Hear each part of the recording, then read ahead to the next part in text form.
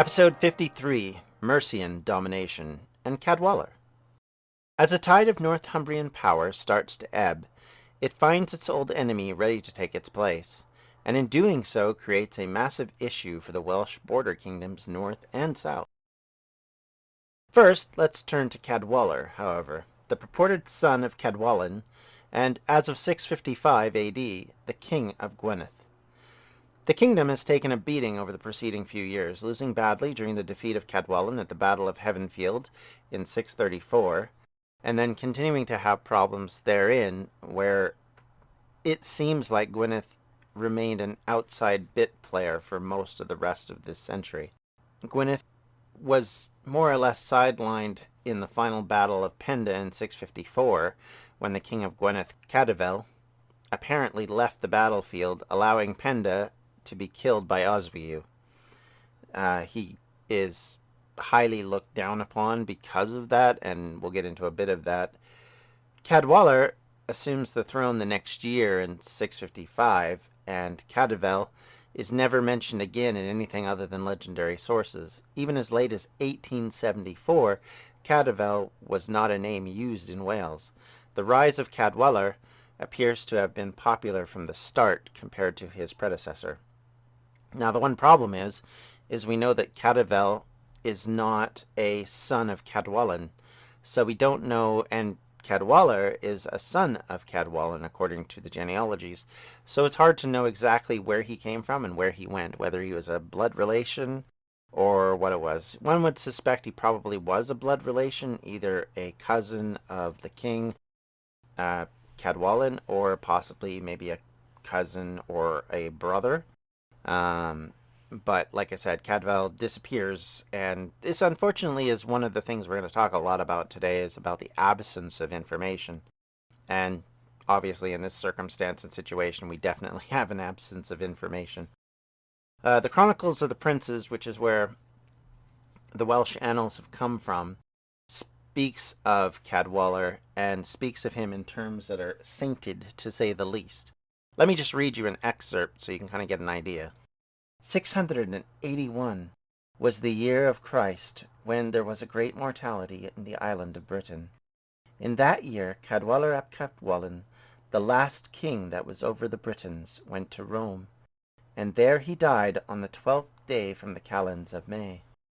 And thenceforth Britain lost the crown of kingship, and the Saxons obtained it, as Mercian had prophesied to Gerthin Withnow, better known to us as Merlin and Vortigern.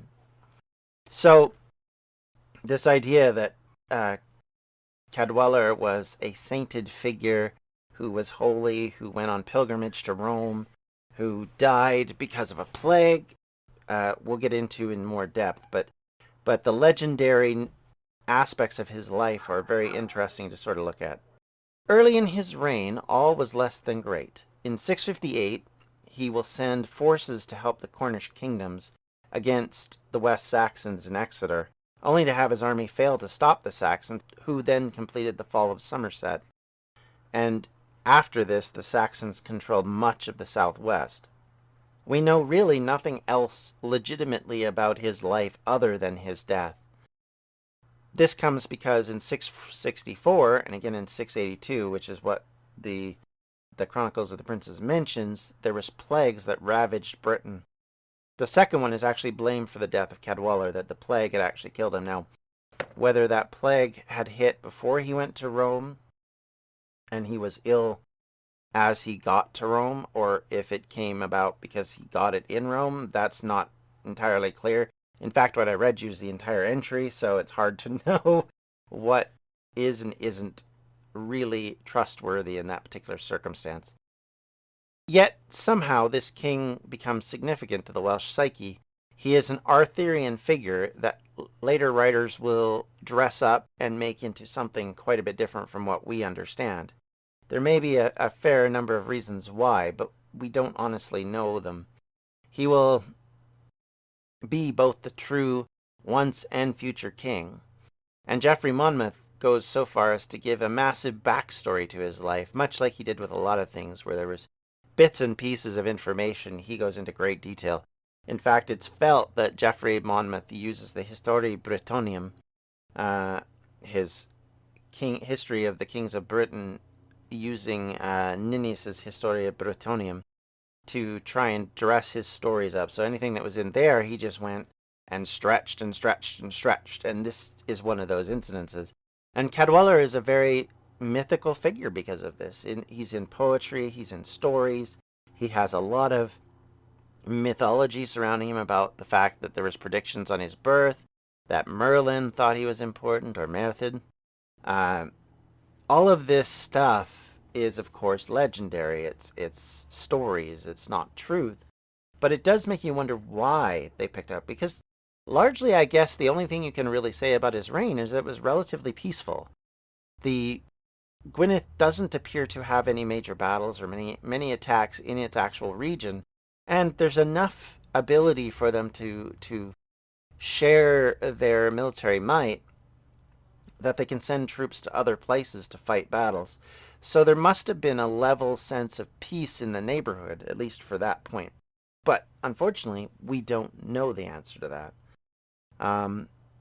And some of this just comes about because of the end of Northumbrian influence and the reasons why Bede ends up focusing more on internal matters rather than external matters because of this change. And like I said, he was a larger-than-life figure in Gwynedd during a period of fading influence and power in the teeth of the first Northumbrian and then Mercian dominances.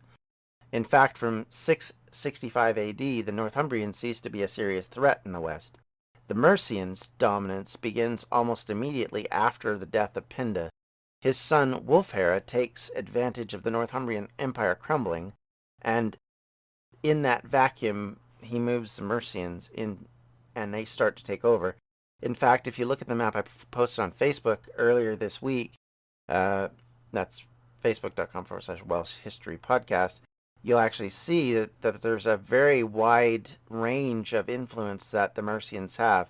They don't even just have their own lands that they control, or even the neighboring lands, but there's also lands even outside of that they've come to control. And in a way, they become the dominant Midland kingdom who influences the south. And anything south of the Humber is effectively, if not in their control, definitely in their sphere of influence. And that includes the Welsh kingdoms. We see that Welsh kingdoms become influenced enough that the alliances that once were the other way around were with Cadwaladr. Penda was sort of the understudy. With Wulfhere and with his succeeding kings, that changes. So what do we know about the effects of the Mercian dominance over the Heptarchy, and how did that affect the Welsh? Well, let's start with what we know. First, the Mercians were allies and sometimes apparently subservient, at least in the lesser partner with Penda. That appears to change as the Mercians grow from an uneasy ally to a threat to local control. The northern kingdoms of Powys and Gwynedd were effectively client kingdoms, who owed fealty, it appears, of some sort to the kings of Mercia. This may have been due to the way the war with Northumbria turned out and how weak both kingdoms were in the aftermath in the mid-7th century chaos. It also could come down to the fact that the Welsh didn't perceive at that point Mercia being an enemy, and thus were willing to go with them on these things. And so it's not until later, like 100 to 200 years later, where that's flipped and you have a very different perspective. One evidence found in this period is a pillar of Elisig, or Hengraus, which means Old Cross. It was made in the middle of the 9th century, but it includes the ancestry of the kings of Powys going back to the Mercian predominance. The pillar is erected in honor of Elis ap Gwiliog, the great-grandfather of Cineg ap Cadel, who was the king of Powys. He claims that Elis seized control of the throne from the English by the sword born of fire. Now, one problem we have is there's no evidence in the sources of either of these men. Only tantalizing guesses, really. Professor Charles Edwards actually postulated that the restoration of Powys came around the ascendancy of Offa in the mid-8th century, when Aethelbald, the king, was murdered and his successor was driven from power by Offa. It is interesting that rather than using the Welsh word for Saxons in the Latin text, it uses Anglorium, or Anglican, which of course is the source of the word English. This again would point that the Mercians being the source of these Anglicans rather than Northumbria, simply because of the rise in Mercia in this period of time and control that they had over this area. Charles Edwards actually believes that the reason for the stone was erected was because Kinnig had been involved in a similar seizing of power when the Mercians once again dominated Powys after the Powys fortress of the Decante was destroyed in 822 AD. Thus, this would mark why the lineage was so critical to Powys freedom. In other words, trying to show that, hey, my great-grandfather did this and then I did it. You know, if it wasn't for us, you guys wouldn't be an independent kingdom anymore. You'd just be a part of Mercia. In other words, it's a way of standing out and standing up. And the only problem with this is that the pillar exists even today, but the problem is that unfortunately the writings on it have actually worn off for the most part. And even in the day when they were written down by some of the antiquarians in the 18th century, there still wasn't enough to give you a complete understanding of why this was happening. And it's simply a guess by Charles Edwards as to why this pillar was put up and that it had something to do with that, because there's enough circumstantial evidence around it to make you think that it would explain a lot. In Gwynedd, as before stated, much of the kingdom seems to have slipped into source shadow. Eidwal reigns after his father, Cadwaladr, and for much of the early period of the 8th century, but he is mentioned only briefly in any of the sources, usually only in context with his son Rhodri, who rises to power after him. Rhodri himself seems to have been reigning in quiet and gets an unkind reference, to say the least, because he was known as Rhodri the Grey and Bald. So that's what I mean by quiet. We don't have any written sources telling us about these people. We just have an absence and a vacancy of information, which is very unfortunate.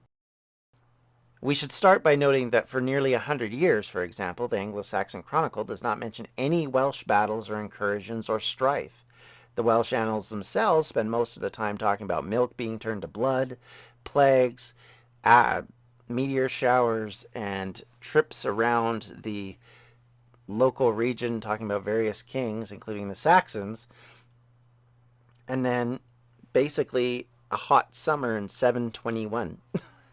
So these were the big points from 682 to 750. We don't have a whole lot to go on, no matter what source you use. So why was Wales such a place of darkness? Well, one explanation would be the rise of Mercia as a predominant power in the region, and the influence of its kings likely meant that there was nothing really to talk about until the middle of the 8th century. This could be down to the peaceful settlement allowed both groups to flourish, as we talked about with Gwynedd earlier. There just may not have been a lot of wars going on at the time.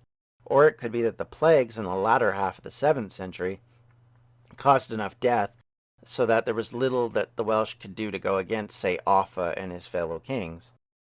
Or, conversely, that the plagues created an absence in soldiers, workers, all of those kind of usual things, and so thus it takes a while to recover from that kind of thing, obviously, because if generations are being killed off, you're going to have at least a couple of decades of not having enough people to actually pull their weight. So work becomes plentiful and employees become very few. So all of a sudden you have a total change in the way the economy starts to work. And in Wales, where subsistence economy is much greater and the ability to actually rely on other sources of income becomes much more difficult, that issue may have been the other problem. It may have basically impoverished the kingdoms of Wales, and it may have created a situation where they just couldn't make their mark. And maybe because of that, or maybe it's just down to the fact that the writers and chroniclers were embarrassed by what was going on and didn't want to talk about it. That's the reason for the travel log. They get talking about the king of the Franks, they talk about the king of the Saxons, they talk about the Irish, they don't talk about the Welsh. And this is a Welsh annals, so that in a way shows that there was not much going on. Of course, this will start to change once we reach the latter half of the 8th century, as history and reality start to catch up to the Mercians and their former clients. Powys, who had been completely conquered, rose up once again to take control of its own destiny, and Gwynedd, the old powerhouse began to finally awake from its period of absence, which will eventually lead to Rhodri the Great down the road, but they have to go through quite a change for that to happen. With the kings of the south, they begin to bring their own set of influences to Wales, as we finally get the return of Dyfed as a thing. We also get the merging slowly of the smaller powers into a major power, and eventually will create its own larger kingdom in the southeast. But we're still a ways away from that. This is before the Vikings. This is before the West Saxons really become powerful enough to sort of influence the rest of Britain. And the Mercian power base is still quite strong right up until then. And we're going to go into a little bit more of this next week, as we're going to talk more in depth about Offa and his influence both in Britain and outside of Britain, and what it meant for the Welsh. Because the one thing he does is he creates a border, even if the border is mostly a mental border as opposed to a legitimate, sea to sea border as it's described by Niniat. Perception is reality, and that is what Offa does. He creates a border. So we'll get into a little bit of that next week. We'll also talk about why we think Powys ceased to exist, or at least became a non-entity, and why these kings had to rise up against them. But I just, this week, wanted to focus on the fact that there isn't a lot of evidence. There's not a lot of details that we can perceive from what's gone on. The sources have been quiet through this period, so you can kind of understand why. It's unfortunate, but one of the aspects of when you study this history in this period is you don't come across a lot of information, and because of that, historians and archaeologists have to fill in the blanks the best they can, and sometimes you just don't have enough to go on to fill it in. But we'll do the best we can with this, and we'll continue to move forward, as we always do, because we know that Wales has points where it just doesn't get enough writing, enough source material. But there's enough to go on that you can make some inferences. Thankfully, like I said, we found this pillar, which gives us an idea of what was going on in the middle of the 8th century, and in the middle of the 7th century, and kind of gives us a concept of that Powys had points where it was completely and utterly dominated by Mercia, and that in both cases kings rose up to try and take back control, and it will happen one more time before we get to the 9th century. And I think it's an interesting subject to continue to look at, and we will do what we can to kind of look at more archaeological sources to kind of fill in blanks as much as possible. And we'll talk a bit more, like I said, next week about Offa and his influence. And I hope you're enjoying our podcast. And if you have any comments, questions, concerns, you can always reach me at the Welsh History Podcast at gmail.com. You can talk to me on Facebook at facebook.com/Welsh History Podcast. And you can also reach out to me on Twitter at Welsh History Pod. If there's anywhere else you want to talk to me, I'm sure there are ways of doing that as well. And if you want to talk to me on my home account on Twitter, it's at John, JONDMP. And yeah, I'm happy to talk to you, happy to discuss history, discuss culture, discuss your photos of cool places that you've been to, and just generally answer any questions you might have. One of the things I hope to do with our Patreon is to have a couple of episodes where I'm answering questions for you guys. So please continue to ask away, and I will try and answer what I can. And like I said, if you want to check me out on Patreon, it's patreon.com/Welsh History. Thank you, everyone. Have a great week. We'll talk to you later. Bye. Edge of the Abyss Creations is a proud sponsor of the Welsh History Podcast, your one-stop shop for unique jewelry, paintings, and other crafty creations.